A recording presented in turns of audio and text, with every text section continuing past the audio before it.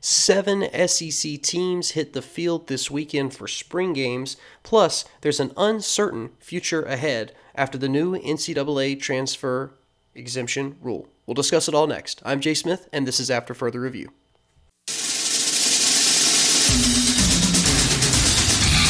And now, after further review, a Clemson student's perspective on sports. There's a personal foul on number 99 of the defense. After he tackled the quarterback, he's giving them business down there. That's a 15-yard penalty. Well, welcome in, everyone. I'm Jay Smith, and yes, this is After Further Review. Thanks so much for tuning in. Sorry about no show last week. Man, I tell you what, this has been a crazy month for me. I'm finishing up the last semester of graduate school, graduate May 1st. And I've just had a lot going on between trying to finish up classes and exams and actually doing a few job interviews. It's just been really, really crazy. So I haven't had a ton of time to do shows, but I've still been paying attention and been keeping up with what's going on. And this is a big weekend. I mentioned it on the previous show that we did 2 weeks ago, how the SEC was like the ACC, and that they had already kind of planned out all of their spring games, and most of them were scheduled, and that this would be a big weekend for the SEC specifically. And there's 7 teams in action this weekend, so you've got half the conference hosting their spring games, and that's going to give us a glimpse into what each team will look like in the fall of this year. And we'll kind of go through the list here. We'll talk about each team. Obviously, a lot of eyes are going to be on Alabama, defending national champions, after their win over Ohio State. So let's talk about each team in the SEC that's playing this weekend and what we can expect. For Alabama, as we saw last year, offense, won them their championship, right? It wasn't defensive performance. It wasn't defensive dominance. We saw how they played against Ole Miss and other opponents throughout the year, and it was a really off year for Alabama defensively, so offense was driving the bus, and it's all starting with Bryce Young at quarterback. This is a 5-star guy, the number 2 overall player from the class of 2020. And there's a lot of buzz right now in Tuscaloosa about Young and what kind of role he's going to have this year as coming off of his freshman season last year. Also, I think we're going to see a little bit of a transformation with the Alabama offense.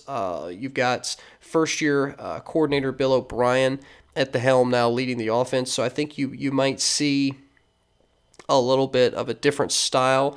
O'Brien has a lot of experience with mobile quarterbacks that have live arms. You think his time with at the Texans with Deshaun Watson, and that's sort of how Young is. When you compare him to last year's starter Mac Jones.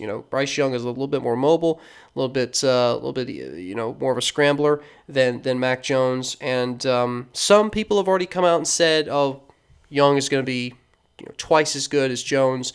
I'm not going to pass any judgment yet. I want to watch the spring game, and I really want to see how Young responds throughout the season to tough situations before you can say whether or not he's going to be a better player than Mac Jones. But for Alabama, I think watching the offense is going to be the key thing for this weekend in the spring game, and that starts all with Bryce Young and how he performs and what he does and what sort of schemes and situations that Bill O'Brien, again, the new offensive coordinator, puts out there on the field. And so I think it'll be a good spring game to watch, especially if you're interested in the offensive side of things. For Georgia, let's move on now to Georgia, talk about the Bulldogs. This is, a less optimistic spring game than maybe Alabama, who's, again, the defending national title, because really for Georgia, it's who's stepping up and kind of filling, the empty spots, the gaps, if you will, on their roster. And, George Pickens, their star wide receiver, had an ACL injury earlier this spring, and so now Georgia really is hunting for who's going to be that standout guy at wide receiver.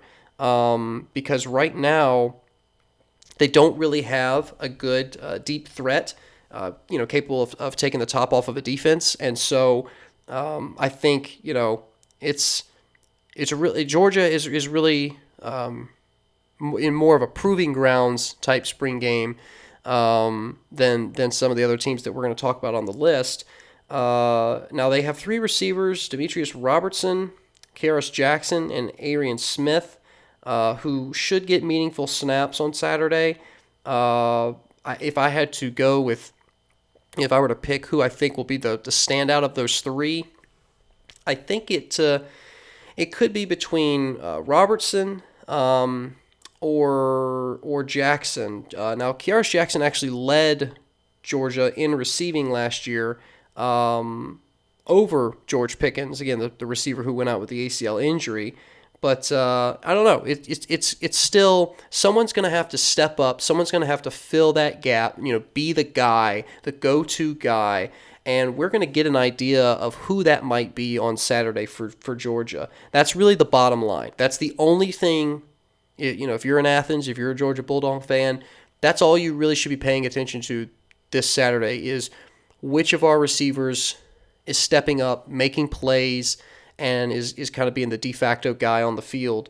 Georgia's running backs and their offensive line should be fine. They have a lot of depth there. Georgia, churns out star running backs, it seems like every year.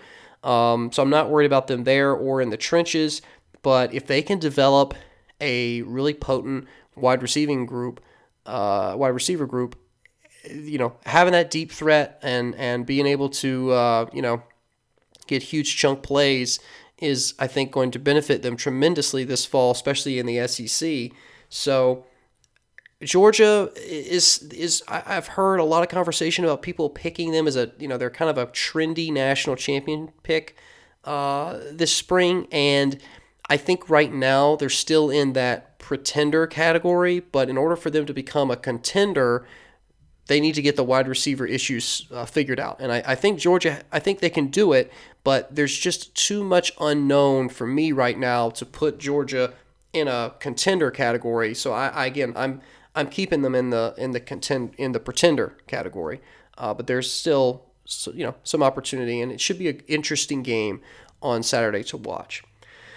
Okay, let's talk about Auburn. Now the Auburn Tigers, they had an off year last year. They didn't have the year I was expecting. I thought Bo Nix' sophomore season at Auburn was really going to kind of build upon what he did his freshman season. Didn't really end up being the case. A lot of inconsistency. Obviously you've got, Malzahn now over at, what is he? I think he's at Central Florida?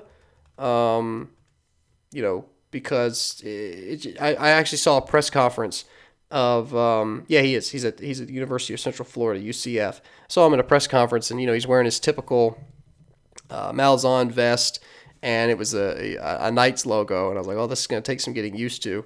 But yeah, Gus Malzahn now obviously out at Auburn, and so Brian Harsin is leading the helm now for the Auburn Tigers, and it's kind of the dawn of a new era, if you will, at Auburn.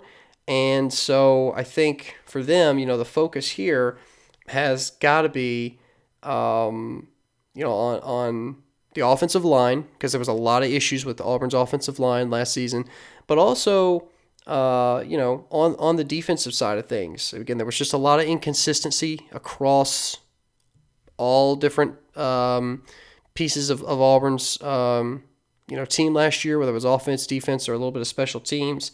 Now, Bo Nix is coming back, right? He's a junior, and I already mentioned when I first talked about Auburn, Bo Nix was like a deer in headlights last year.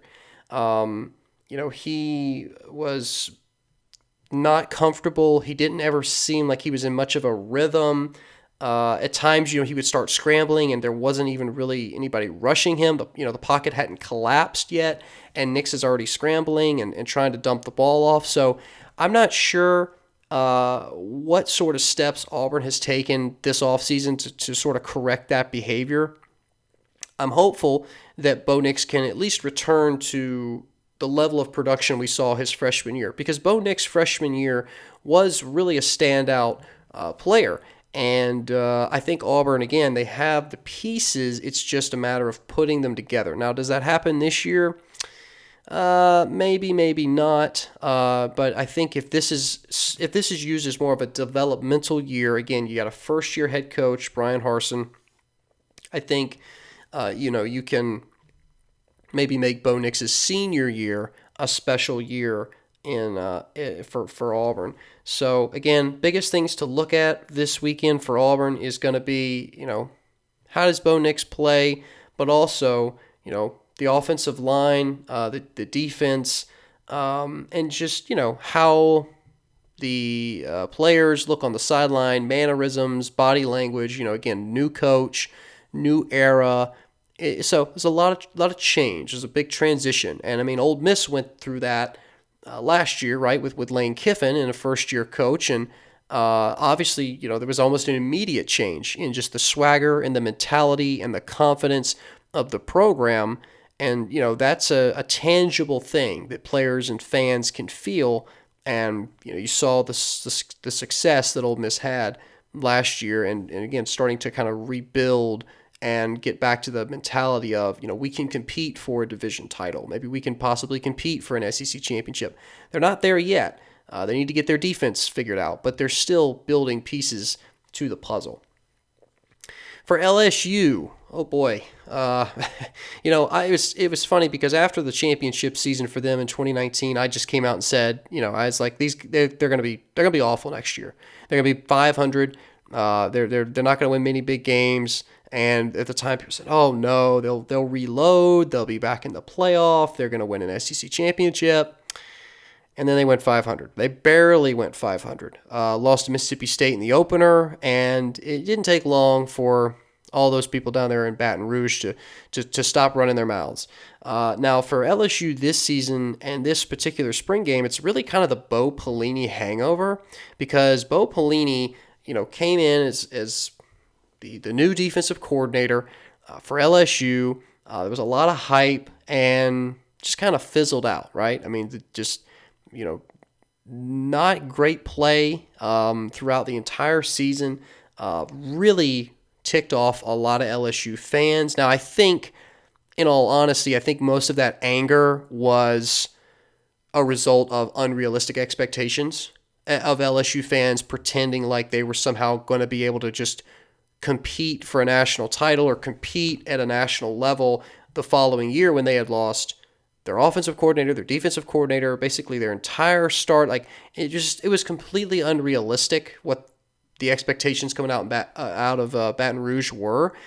And I said that at the time. I said, this is crazy. They're not going to be good. They're not going to be good. They're going to struggle. And they did mightily. And so, you look at Bo Pelini's numbers for his defense. They finished next to last in the SEC in yards per play allowed, 7.26. They finished 10th in scoring defense, 34.9 points per game. Again, these are SEC ranks. So 10th in the SEC in scoring defense with 35 points per game. And last in opponent plays of 20 yards or more, 79. They allowed 79 plays of 20 yards or more last season in the SEC. That is 20 plays behind 13th place, which you probably guessed it was Vanderbilt. So not only were they the bottom of the conference on defense, which is saying something because Ole Miss statistically had the worst defense in the country last year, but they were way behind, even next to last with Vanderbilt in huge chunk plays. And there's no, when you're in a game and you're trying to get momentum, there's no better way for a team to establish momentum than to get these huge chunk plays. And that's what LSU allowed, basically all season. And, you've got a new defensive coordinator in there, Deontay Jones. He's taken over for Pelini. listen, LSU has talent, okay? Just because they lost everybody doesn't mean that the next class coming in isn't talented, okay? This is LSU, okay? They have talent down there. And this is a talented group on defense. You're going to have to take a little bit of time to develop these guys and get them back to that point where the LSU faithful think they should be. You got junior defensive back Derek Stingley. He's coming back. Defensive lineman Glenn Logan, Ali Gay, and you got a lot of upperclassmen across the depth chart. Really, there's a lot of upperclassmen on this roster for LSU. They don't lack studs at skill positions. Okay, LSU has the weapons on the offensive side of the ball, on the defensive side of the ball. They just got to be decent, and they got to be consistent, and they had none of that last year. So I think if LSU just tempers their expectations, tries to compete in each game they play, they should be back in the mix in the SEC West. Now, I'm not going to sit here and pretend like they're going to win the SEC West. They're not.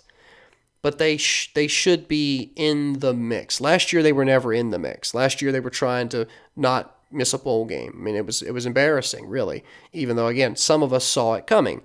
So for LSU, again, kind of that hangover from last year left a bad taste in their mouth. Coach O's seat even got a little bit warm there towards the end. This is a big year for him. If they come out and struggle a lot this season and finish at or below 500, I mean, I'm not saying that he would get fired from LSU, but it would be almost a Gene Chizik level of decline, back in, was it 2010 when Gene Chizik at Auburn won with Cam Newton the national title, and then 2 years later, I think he went 3-9, and they fired him. So I don't know if LSU is going to go 3-9 this year, and I don't expect Coach O to get fired, but again, this is a big year for him. That national title feels like a long time ago for all those Tiger faithful, and so they really need to perform better and more consistently this coming year. Arkansas now. Arkansas is up next. Let's talk about the Razorbacks. This is really more of a quarterback type spring game. This is I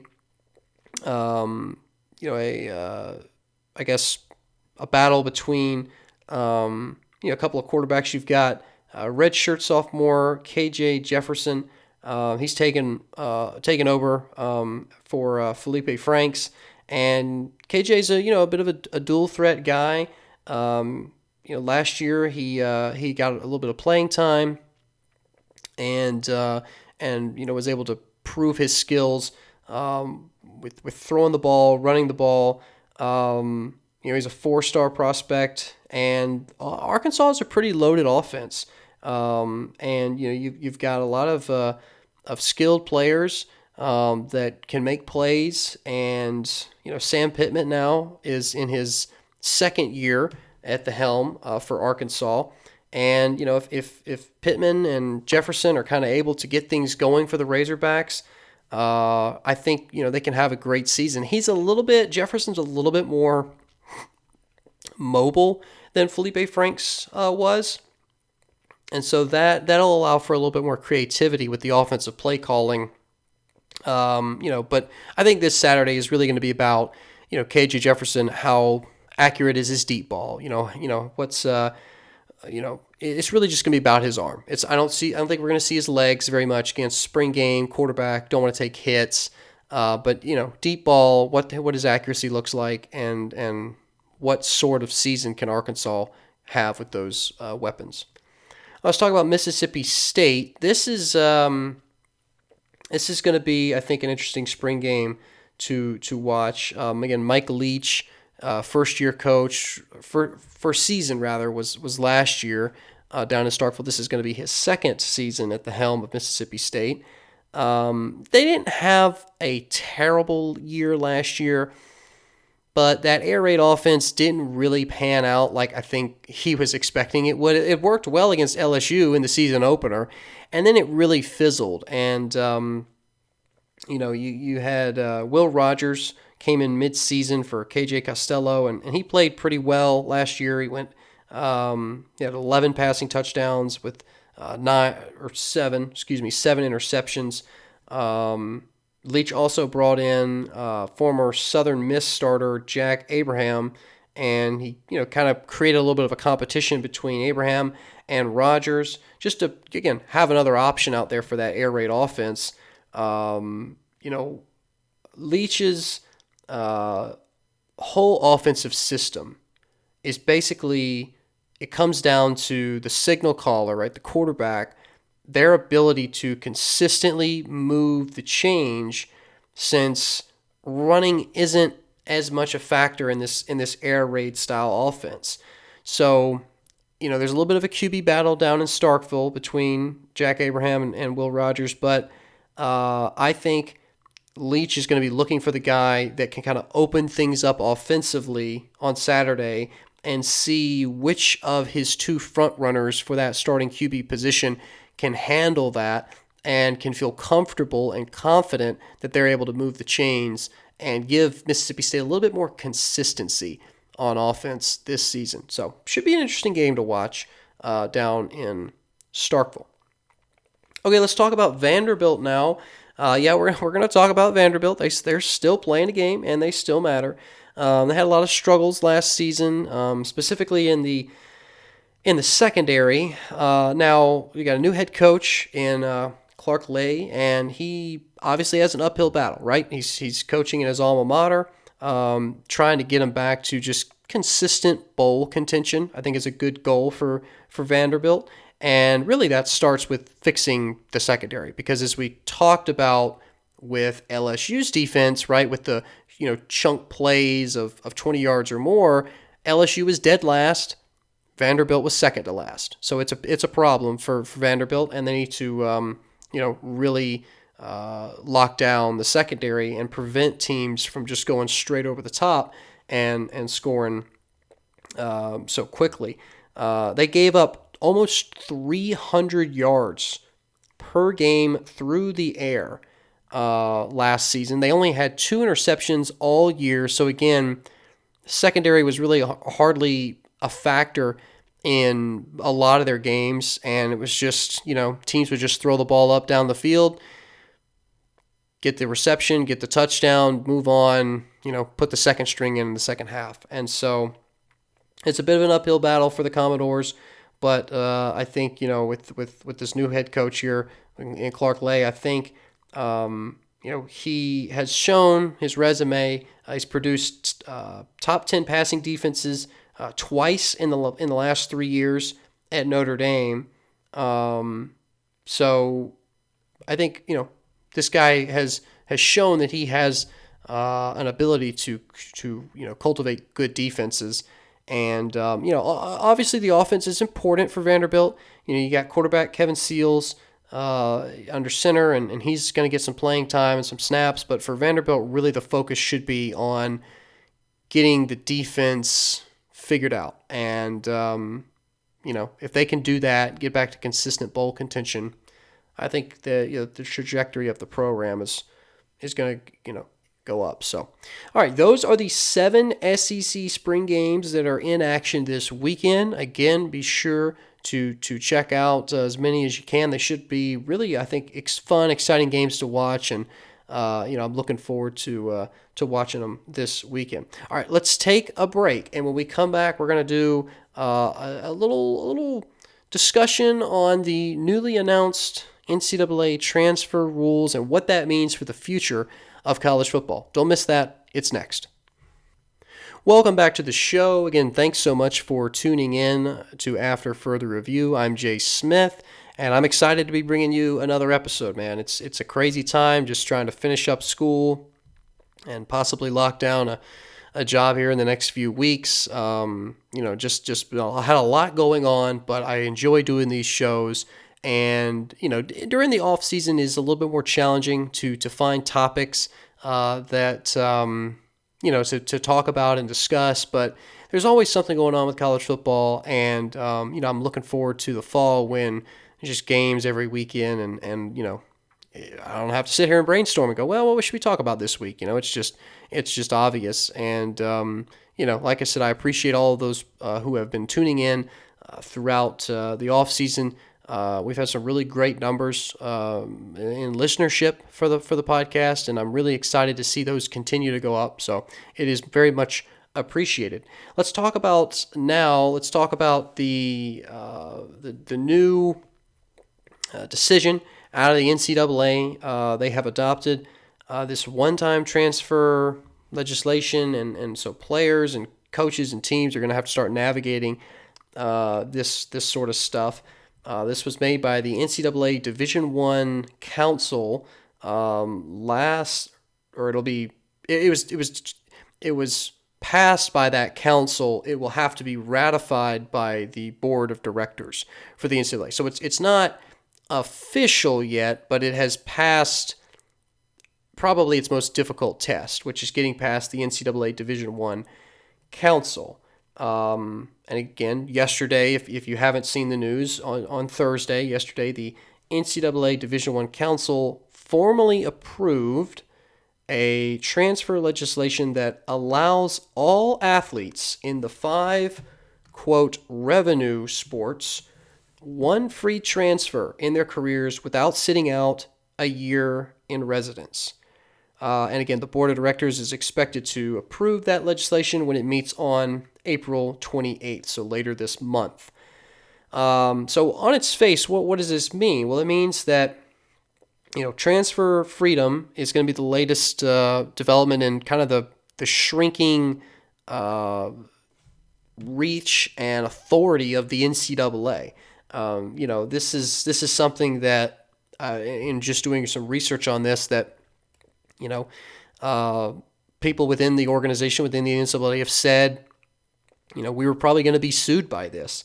It's a bit of an antiquated rule that exposed them to legal liability because it was hypocritical. How can you say that, as the NCAA, how can you say that the student athlete experience should mirror that of the normal student when, if you're in one of those 5, quote, revenue sports, football, men's and women's basketball, baseball, and hockey, you're forced to sit out if you transfer for a year, while athletes in 19 other sports do not. And, again, if you're trying to mirror the experience of a normal student, there's nothing really normal about making those athletes sit out, again, in men's and women's basketball, football, baseball, and hockey. So the rule change is probably long overdue, and it's about really treating college athletes across every sport really the same. And it's going to be it's pretty unprecedented transfer freedom, because and again, these are some quotes here from some articles I found. One was from a Power 5 football assistant, saying, people say it's like NFL free agency. You hear that all the time. No, it's not. And that was, again, a direct quote. He went on to say that the NFL has a cap and they can pay money. You can outbid somebody, but in college, you just got to out BS somebody. So, it's obviously, it wasn't fair that athletes in those 5 sports were being treated differently. But now athletes are going to be able to transfer where they feel the most comfortable, where they think they're going to get playing time, and that's going to have a huge impact on big-time college football programs. Because, how many times do you hear about these kids that are 4 or 5 stars, they commit to a program, they get there, there's good competition at their skill position, and then all of a sudden they're not making the roster, and they're complaining about the lack of playing time. Well, now they can just transfer with no penalty. And so that really brings into question the future of what does college football look like now that there's this sort of open revolving door policy on transfers. And Dan Mullen, Florida head coach, actually commented on this a few days ago, and he said that he thinks college football will be very different in a couple of years from now. He went on to say he can't, I don't know if it'll be better or worse, but it'll be different. So again, I think that answer to me shows, well, we don't really know. We don't really know. It's uncharted water. We're all kind of going by the seat of our pants here. And that's for anyone, whether it's fans or coaches or administrators, that's a unnerving thing because you don't know what your roster is going to look like and what's subject to change. But let's kind of break it down and go through each of the elements of this particular rule change. And the first one, the most obvious one, is that there are more players in the transfer portal than there are available scholarships. Okay, that's number one. That's pretty much, widely known fact in college football and basketball. There are more than 1,000 football players in the transfer portal alone. So over 1,000 football players. If you assume that every FBS program, all 130, has, let's say, 5 scholarships to give out, which that's much higher than reality, but let's just pretend that each FBS program, all 130, have 5 scholarships. That's 650 scholarships. And again, there's over 1,000 football players in the transfer portal. So once you declare for the portal, you're kind of floating out there in space because a coach can cancel your scholarship. If you declare for a transfer portal, your coach cancels your scholarship. Unless you're somebody like Trevor Lawrence, right? You're kind of out in the wilderness on your own. You leave the pack leaves you, and you just hope that you find another pack before the wolves get you at night. I mean, that's sort of what we're looking at here. Now, we have seen some administrators at programs kind of, they're like, oh, what about the kids, and my response to that is, well, they didn't really care about the kids when they were blocking transfers, so I don't understand how you can have that mindset now. But the hard numbers here are that, again, you have more people in the transfer portal than available scholarships. About 30% of underclassmen who declare for the NFL draft in any given year are not selected. And that number really doesn't fluctuate very much, despite, all the advantages. But, I mean, listen, I think this transfer portal imbalance is not going to be fixed anytime soon. Life is not fair, but that's not really a reason to deny players their option, the freedom to choose. If you want to go in the transfer portal and you want to lose your scholarship and your possible starting position at a program that recruited you, as a 4 or 5 star, that's fine. You just have to live with that decision because, the grass is always greener on the other side until you get to the other side of the hill and you realize that it's all been fried by the sun. So I don't know what the future of college football is going to look like, 4 or 5, even 10 years down the road. But it's really, I think, going to open the door for a lot of uncertainty on the part of, again, coaches and administrators trying to kind of get their rosters in check. Because if a player is unhappy with playing time, they want to be closer to home. Think about all the reasons, again, that players have listed when it comes to wanting to transfer. And then you got the idea of a graduate transfer, right? So, I mean, are you going to deny a senior who wants his master's the ability to transfer for a second time? So it's probably not just going to be a one-time transfer exemption. I could see this becoming just an infinite number of transfer exemptions. So you're opening a bit of a Pandora's box here. But we talked about how it affects players. For coaches and administrators, it's roster management. That's the key here. Something has to be done about teams that are hit hard by transfers, and especially after spring practice, once the roster's finalized and guys know where they are on the depth chart. If you got a bunch of guys transferring and leaving, that can be really catastrophic for a football program because you go into the fall and you have no depth. You have 1 to 2 injuries, you're back at square one. If you let's take the most obvious example, okay? Let's say a quarterback loses a position battle at the end of spring practice. Okay, so he's not starting. He announces he's going to transfer. Now, multiply that over several positions on the same team. The second string running back transfers. The third string wide receiver transfers. Maybe the second string linebacker. All of a sudden, you're like, wait a minute, where did my entire depth chart go? And so, again, I think for these schools, people have not really thought about the implications of that. Dan Mullen, actually, going back to the article that I referenced earlier, where he was quoted, he went on to give an example, and he said, listen, each year you're allowed 25 scholarships. He said, so let's say we've signed 23, we finish spring ball, and 6 kids enter the portal. Now I can only sign 2. So that's a net loss of 4 players. And if a coach leaves a program, think about the mass transfers that could occur there. Whether it's they're following the coach to the new program, or the program's in shambles and they're just, that sort of situation is almost like a death penalty for a program. I mean, it really, really is. There's